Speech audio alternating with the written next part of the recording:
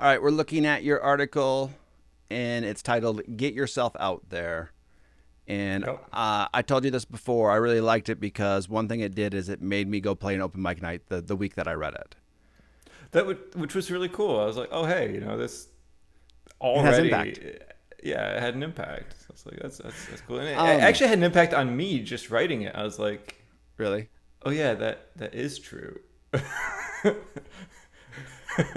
Wait, sometimes I feel that way about these articles, though. They're almost a way to motivate me to do the thing that I say I'm going to do. It like puts it down, right? Like you're kind of stuck Yeah, now. yeah, You yeah, look, I yeah. committed.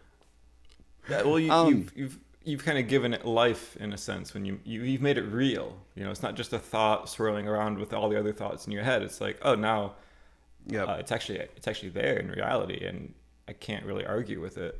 Yeah.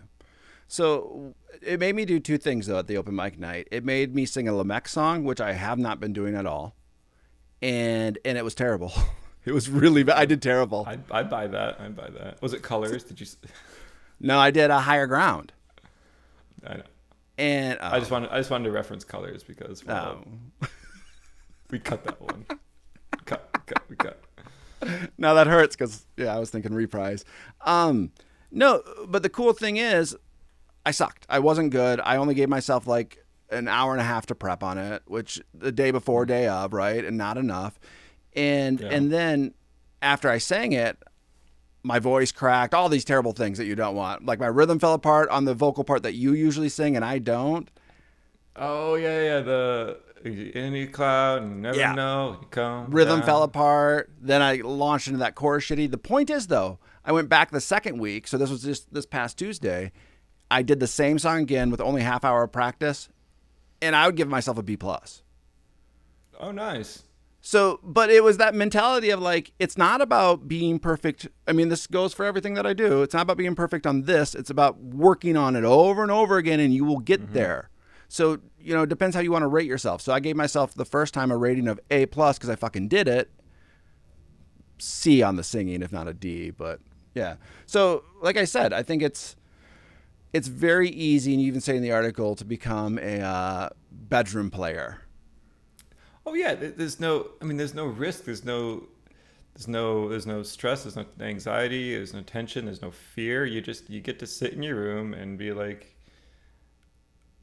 pat yourself on the back. And yeah, and that's that. And then no one out there knows what you can do. Yeah. Well, and it's also people that like I when we used to teach or when I used to teach, I would always run into students that could play like this part of the lick great, but they were never forced to learn the rest because they never had to perform it. They never had to Mm-hmm.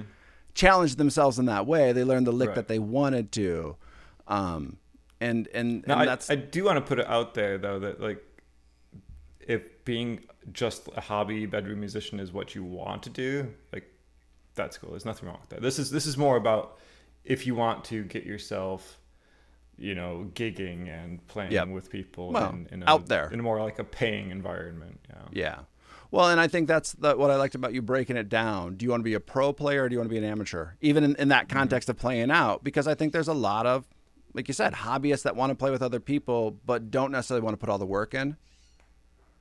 Right. So there's a friend of mine that's a drummer who is just joined a new cover band. They just kicked out their lead guitarist and they're looking for another lead guitarist. And I told him, I'm like, I just feel like every band has 5 members and they trade one member to another band and it just keeps rotating because these people have been doing this for 15, 20 years now.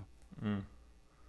And you just keep on trading musicians and keep on trading people of different interests and different levels. And you kind of say it in I could tell you're a little annoyed. Well, people show up, be good, be prepared, and show up on time. Build this reputation. Yeah. You were talking about that guy who was extremely talented, and because you probably said yes to everything, right? Mm-hmm. He's gigging Yep. musician. You never know when your last dollar is going to come in, so you say yes to everything, but then you show up like shit. You don't know the music. Well, in the example I gave, it's a story of a story I heard. It was like someone told me the story because they had dealt with the guy, and so I'm just kind of sharing it secondhand. Yeah.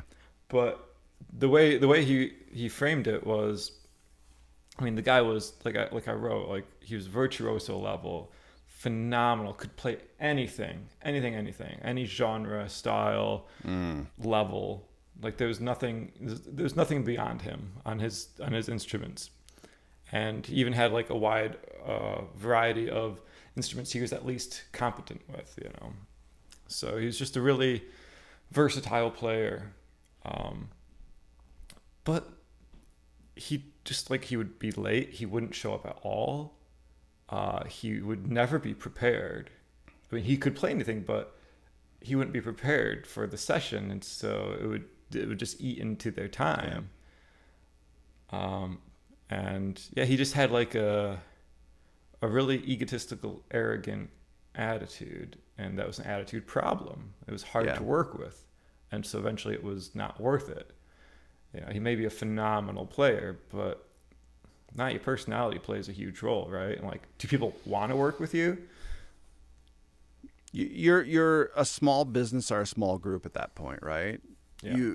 You four, so it's 25% each. Your attitude makes everything. And as far as I'm concerned, yes, you need to be a good player. You need to be, you know, pro and have that great skill set. But if you're a shit or a dick to work with, it's not fun. Well, and think about the scenario where we're talking a session musician, right? So you bring him in to do tracks for a song, and he shows up a half hour late. You've got 2 hours booked for guitar, say, right? Yep. So half hour that's already gone. Then there's another half hour if he doesn't even know the songs, because he hasn't even bothered to listen to them. So wait, here's my experience with that, and I've had it in the cover bands that I've been in. Non-cover bands too, where more cover bands though, where the let's say bass guitar shows up, knows the songs we're playing. I've never listened to this one before though. Do you mind if we listen to it 3 times? So if you listen to it 3 times, everyone else is kind of doodling or noodling on their instruments, right? Well, shit. Then the 4th time you're actually playing it, so you play it 4 or 5. You have 25 minutes to 30 minutes wrapped up just in that song. Mm-hmm. Yep. And it's just like, I'm old now. I've done that a lot of times. It's not a lot of fun for me to sit there. I didn't learn the part either, but I can fake this enough. Or you're holding up practice. Yeah. Oh, and in a sense, I had that in the most recent cover band I was in. I had a similar experience, and it was funny enough. It was like the guy who was the main orchestrator of the whole thing was the one who wasn't really prepared. Yeah. I don't remember how this one goes. Let's listen to the song so I can I'm like, okay, this doesn't give me good vibes, man. No, if anything, I mean, like that's how I felt as a teacher a lot of times, where it's like, I need to know this better than anybody else so I can help them, right? Or it's funny when I spend a lot of time on a song, like I did a couple deep dives prepping for my cover band gig, where I'd be like, nope, the verse doesn't come in there. It's 2 other measures. Yeah, I would just, like, my decorum went out. I'm usually kind of nice, where I'm just like, I've listened to this song 18 times because that measure is weird. You clearly have not. There's actually, it was that Toady song that's in 7/4 or some bullshit. And I'm like, it's 7 beats, and then it's 4 beats, 4 beats, 7 beats, 4 beats, 4 beats, and then you come in to sing. So you clearly have not counted that. Right. It was something similar with that, I'm going to forget the name, that Dave Grohl, what's that band he plays in? Foo Fighters. Times Like These, yeah. Times Like These, yeah, where, it switches over to that 7/4 or 7/8 or whatever the hell it is. That 7 section. Sevens. I can't remember. Yeah. But like, the whole okay, if you remember the song form, right? It's in phrases of 3. Right? Yeah. So the harmony moves in this chord, this chord, this chord, then it repeats. So it's this 3 measure phrase essentially throughout the whole song.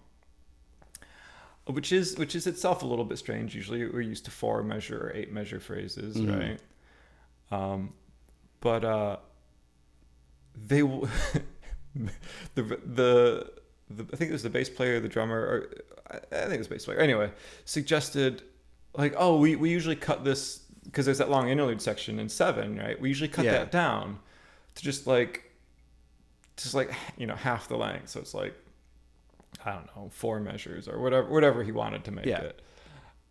And I'm doing this math in my head, like, that doesn't add up with the phrasing. Yeah, I was about to say the same thing. Yep. Like, how do we get through this chord progression if you just arbitrarily chop it at a random point? Yep. And why is it so hard to just count? You do it this many times, and you just count to 7 this many times, and then you're back and 4. We can do this. It just takes a little bit of practice if you're not used to it.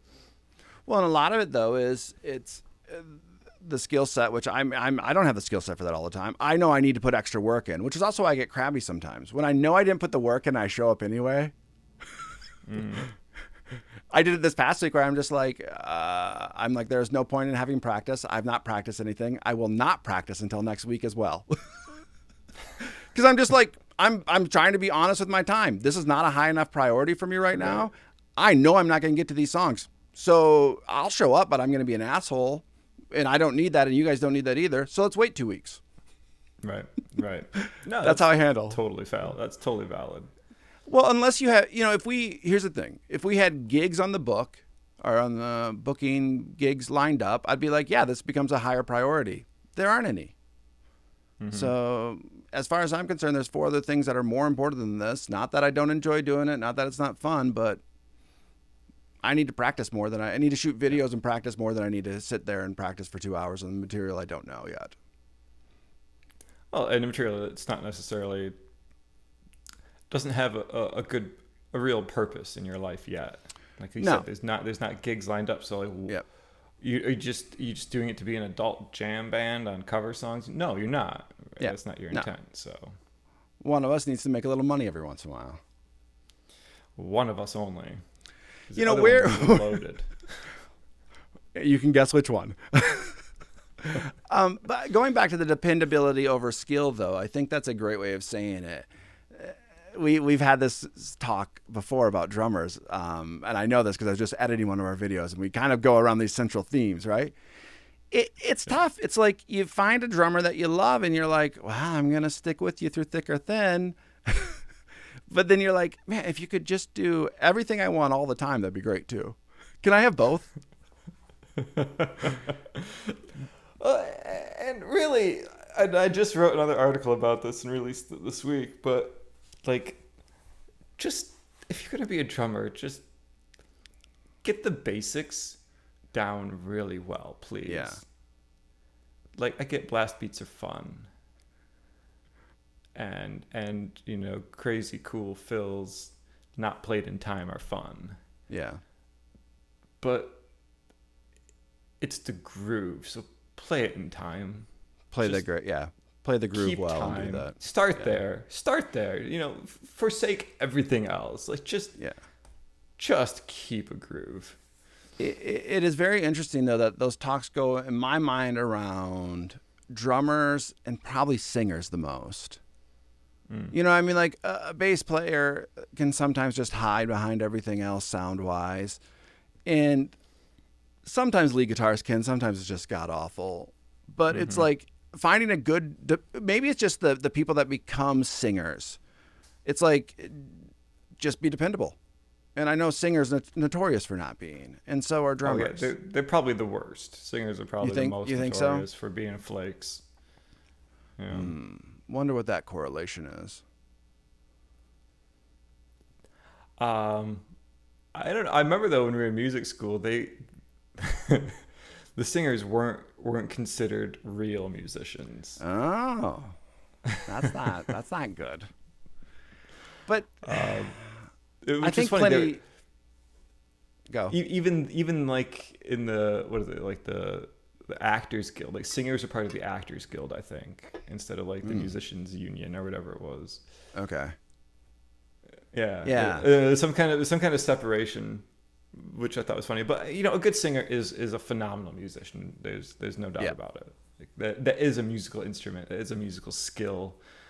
But yeah, there was an attitude difference between like instrumental musicians and vocalists. Well, and I think some of that attitude, and you see it all the time with these singers that have these huge egos, and that might be part of it too. It's like Axl Rose, right? Like would make the fans wait for 3 hours before he'd grace them with his presence. Right. Yeah, the drummer never thinks he can get by with that. So it's a different kind of attitude, right? The drummer knows, like, fuck, if I don't show up for this gig, I'm gone. Like, a lot of people are going to play this drums because, shit, I remember Adam Clayton from U2 got drunk in Sydney, Australia, I think, in like a 2000 tour. Well, they just made their bass tech play. You can't do that with a lot of other instruments, right? No. In U2, you could probably get by with it. Like, I've seen Dallas Shue, who's the Edge's guitar tech. He'll come on stage, run through his guitars. He knows all of his parts that he's supposed to play and how they're supposed to sound. But, like, take a mid-level band. That's not happening. Right. Yeah. Well, and you can't really just, with a known front man, you can't just replace them with some random person and go on with the show. Generally speaking, they do have a bit more clout in that sense, like, and especially when you're talking about like the older, really really famous, hugely successful bands, like. You couldn't replace Axl Rose with just anybody. No. And still have the show, and the fans would be furious. It's like, that is Guns N' Roses, right? Yep. That, him and Slash, that's Guns N' Roses. Like, you take either of them out, and it's like, well, they'll do it quite a bit because they fight quite a bit, but you'll see it like their tickets won't sell as good. Or it'll be like, so you can tell it's fans want to see Guns N' Roses, that band. You can replace 2 or 3 members, but you can't replace those 2. Yeah. Yep. So this walk the walk part, which has a phenomenal picture, by the way, just really, really good. Two top of their game musicians right there. Probably in great shape too. So just really. It's all that basketball they used to play. They could have gone pro in a lot of different directions. But I do like it how you're being honest with yourself of saying, hey, I'm in the middle of rebuilding myself up in this new place, in this new situation, and I don't know exactly how it's going to be or what it's going to look like. And I think that I like that because I'm a little hard on myself every once in a while of like, why isn't this perfect? Why isn't this perfect? Why isn't this perfect? Yeah. And it's more, it literally is. I smiled the second I read the article. When I read Get Yourself Out There, I was just like, yeah. Like, if every musician just challenged themselves to get themselves out there to play, even take it this way of learning something new consistently, doing those 2 things, where you'll be in a year. Right. Yeah. You have no idea. You have no idea what opportunities, what doors will open just for the fact that somebody's now seen you. And you don't know who's going to see you. It's like the same advice I got when I was at school. It's like, take the bad gigs, take the non-paying gigs, take whatever gig you can get your hands on, because you don't know who's going to be there. You don't know who's going to see you, who's going to hear you, who's going to want to then hire you. Yep. Just from being visible. And every gig makes you, to some degree, visible. Yep. So the funny thing is, when I played Higher Ground the first time and really bombed, there was this older lady in the back doing this. And I was like, fuck, yeah. I was like, that's the coolest thing I've ever seen. Yeah. So, and I struggle a lot with just, it kind of seems pointless sometimes, especially, you're a couple miles away. Totally pointless. I'm like, these songs are Nick and Luke songs and they should be performed together. And I'm like, I want that attention maybe a little bit too, or like, oh, that was a good song, but it doesn't, I want to push myself to get to a higher skill set, and I need to play live and I need to sing live. And that's part of that skill set I need to continue on. So that was my get myself out there. Well, it made me think of a story I have from a number of years ago where I went out and played a set of HESH songs acoustic. So for everyone out there who doesn't know other than Luke, HESH is the name I use for my own original project. And absolutely 0 published works, but plenty of nearly finished ones because I'm really great at putting the final touches on things.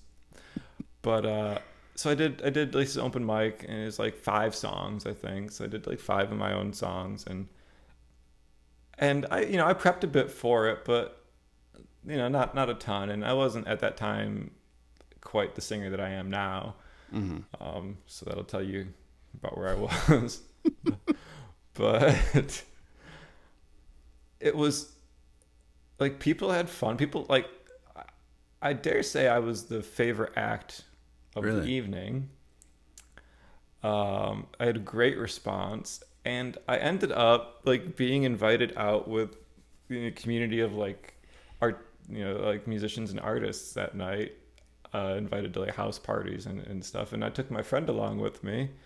And the best thing that came out of that whole experience was that my friend, I got to watch him very uncomfortably trapped with like this 85-year-old lady just hitting hard on him, just trying to get him to go in the back room with her, kind of hitting on him, and the look of discomfort, like we were like 28, 27 at the time, look of absolute discomfort on his face. And I got to just stew in that and watch him. And he was begging me, pleading me with his eyes, like, get me out of here. Yeah. Can we please leave? And I was just like, I'm actually ready to go, but I'm not now. This is too good. This is too funny. Oh man. But she's like sitting on his lap and like holding him, and That it was hilarious. I could see that you would revel in that person's pain. Yeah, I could see that. Yeah. that would be the highlight of your evening. But think of that, maybe that isn't the house party you want to end up in all the time. But do you hang out with new people and they appreciated your music and you got great feedback? Yeah. So it was when's the last time HESH has performed live since then? Oh, I don't even know. I don't even know. That might be the last time. You should read this article I just read. I have a big problem taking that music and putting it out there. Well, I think there's some good reasons for that too. It's very dark, very personal, right? Oh yeah. Yeah. It's hard, difficult. You're the only singer. There's a lot of reasons. Yeah. Yeah. No, it is challenging. It's challenging material. It's challenging material to present. And then I have the problem of this is the problem we all have, right? I mean, you have it for sure, is I want to present it in the way that I want it to sound. And if I can't get it to sound that way, I'm like, well, why would I even present it, right? But yeah. But that is, so really what I've seen though, helping Mark out playing and singing the last year, how good and comfortable he's gotten singing on stage. And compared to where he was when we started, he was an okay singer, but I know how he got good because I know his practice routine. He got really good from going out and doing open mic nights all the time. And I'm like, I want that. So I need to go out and force myself to sing. Well, you get a stage presence, you get a comfort in front of people. Yeah. Yeah. You get all that. Oh, dude, I was able to change stuff on the fly with Higher Ground. My voice didn't crack. I didn't get all nervous. I'm like, all right, it's just, I understand that's what I have to do over and over again on all these songs. So that's where they're going to get to a place. I have something funny that happens. Like, I actually get really comfortable once I'm up on stage in front of people, whether it's my own material or playing someone else's or whatever. It's just like, I might be nervous before, like during the preparation, but once I'm up there, I'm like, yeah, all right, let's do this. This is great. Now that's how I feel until I have to sing. And I've been doing some more singing, but I've been doing originals, and then also singing and playing an original. Woo! It's yeah. Because nobody's going to respond right away, right? Because they don't know the song. So if anything, they're all listening blind, and you're like, I gotta do something that maybe they won't hate me. Right. Where if I play Free Falling, generally everyone sings along or likes that one enough. Well, they know it. Yeah. That's the difference. They know it. They do not know Higher Ground. For ages. Yeah. Nope. No, they don't. Yeah. I don't even know it anymore. I've heard it probably 200 times, and it's left the cave. I probably couldn't play it and sing through it at this point without I think you some could. help. I think you could. Your brain would have it within the first verse. That's how you That's usually possible. are. Actually, that is possible. Yeah. Yeah. Yeah, you're right. It's like muscle memory. Yeah. Yeah, you're a pretty quick study when it comes to that. Well, I think this was a good chat. I like your article, and I'm going to continue to challenge myself. I should probably take that advice and apply it to myself. You take your own advice. Yeah, yeah. But you are doing it in other ways. I mean, you are putting yourself out there. I think that it's true. So the HESH stuff might be the next step. I've been prepping for an audition and all that kind of stuff. So yeah, cool, awesome. Well, good chat. All right, see you around.